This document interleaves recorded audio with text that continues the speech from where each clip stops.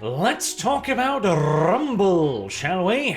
Rumble. I do like the name. I'm a bit of a rumbler myself after all, in that I uploaded one video to the site and got so frustrated with the ass backwards back end that I never bothered again.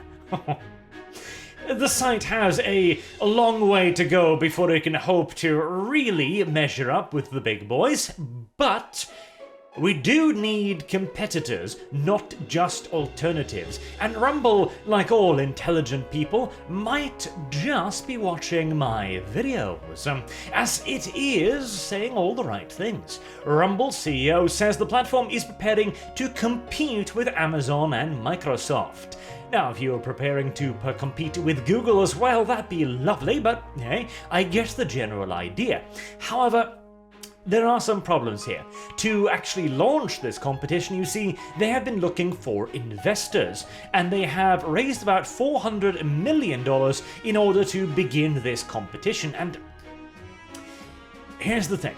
They're also going to go public, by the way, in Q2 of 2022 here, and looking for investors in and of itself is not necessarily a bad thing. I've seen a lot of alarmism around this, and I just want to point out, to have any hope in everlasting hell of competing with Amazon, with Microsoft, with Google, you're gonna need money. You're gonna need a lot of money. And the only really realistic way you're gonna get all of that money is through some sort of investment, because you need to break into that vicious cycle.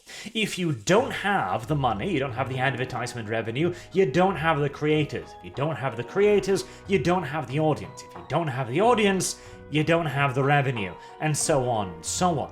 If Rumble can secure that initial boost to do creator programs, to give out money to bring creators over, to purchase exclusivity deals perhaps, though I would be careful about that. You're better off offering a certain minimum payouts to creators, to a broad plurality of creators, rather than focusing on one or two big names. We saw Twitch and YouTube try this with various creators, and it didn't work.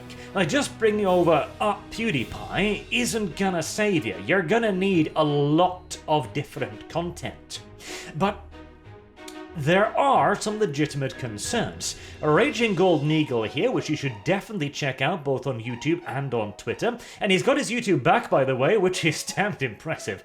I honestly thought he might have been screwed there for a second. Very few people fight YouTube and win, and Golden Eagle is one of them. He spotted this tweet here from Odyssey. Grab the popcorn, he says, for the alt-tech wars have begun. Odyssey, apparently, bearing in mind I haven't looked too closely into this, so take it with a pinch of salt, etc., made a tweet alleging that Rumble was artificially boosting its engagement metrics to try and get investor money. In return, Rumble sent them a, lawsuit threat, straight up, basically, that Odyssey has now published. Go ahead, show everyone whom you really are.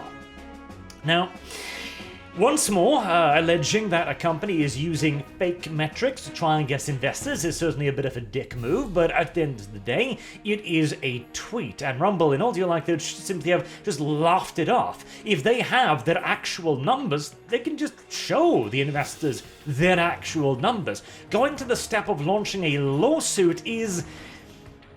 it's one of those things the other companies might do, and it is a worrying sign, because here's the problem with investment, right?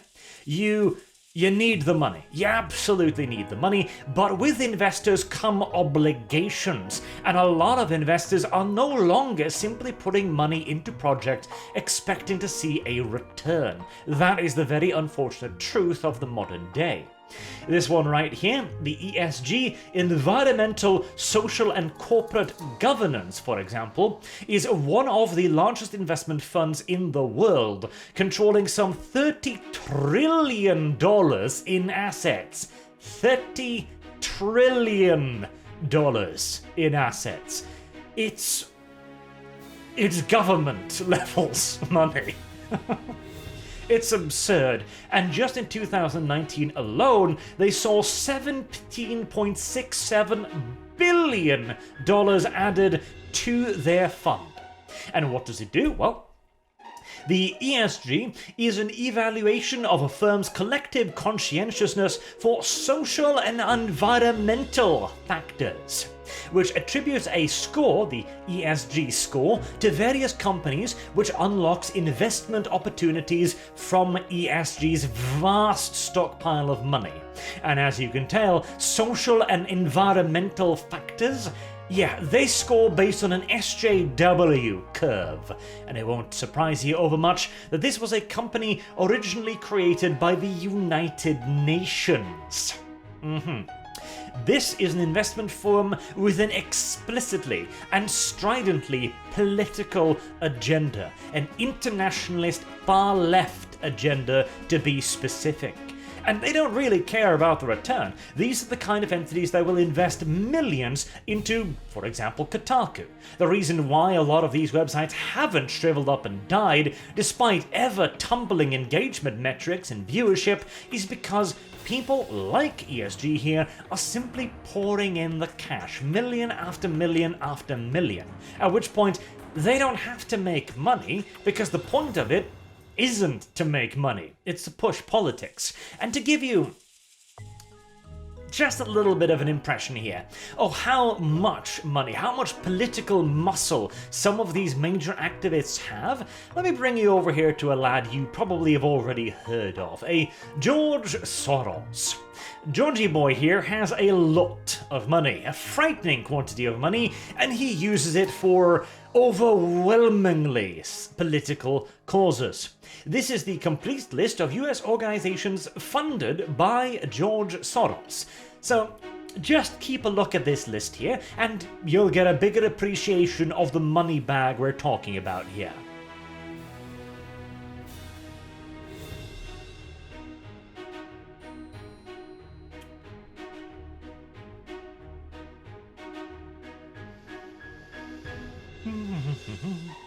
There we are. 199. 199 organizations funded by one person. And let's see here. Vote Latino. This group seeks to mobilize Latino Americans to become registered voters and political activists. Right. Okie dokie then. Urban Institution. This research organization favors socialized medicine, expansion of the federal welfare bureaucracy, and tax hikes for higher income earners. Alrighty then. The Southern Poverty Law Center. No further comment required. Hell, you know what? Let me just select that here. Looking off, not even looking. Right about here. Let's see. What do we got here? Leadership Conference on Civil and Human Rights. This organization views the United States as a nation rife with racism, sexism, and all manner of social injustice.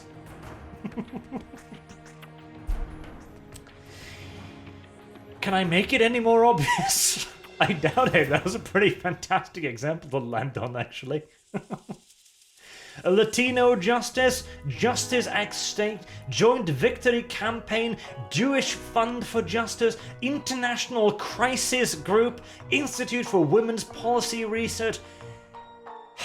I would be surprised if I could find a single organization being funded here that wasn't explicitly political. And again, this is one person. This is why investment is such an absolute minefield, because investors will have something to say about the company, how it's run, how it conducts its business, and on its various stances. Rumble may be a free speech platform right now, but if somebody slaps a $30 million payday on the table and goes, "You're not anymore," it's going to require a rather principled person to be able to say no and turn down that $30 million. And when you're starting to talk about 400 million, I am of the opinion that literally everyone has a price. And the only question is whether or not the activists are willing to meet it. Now, Again, I want to stress as well, it is not necessarily the end of the road here. Investment doesn't have to be a negative, and you do need the money, but Rumble has to be very strict with whom they allow to get a real position within their firm. They gotta be careful where the money is coming from. They have to make sure that they are the ones setting the agenda and making sure that no, we are a free speech friendly and neutral alternative to YouTube. That's what we are. If you don't like it, we don't want your money. Go the hell away. They can't care about stuff like the ESG score. They can't care about single vast donations being given to them by individual philanthropic individuals. They have to keep a straight line on that free speech friendly and neutral platform. And already taking lawsuit over a tweet. It's not a great start, Rumble, I gotta say, and I really do hope that they actually do put in the effort to become a true competitor as well, because again, God knows we need one.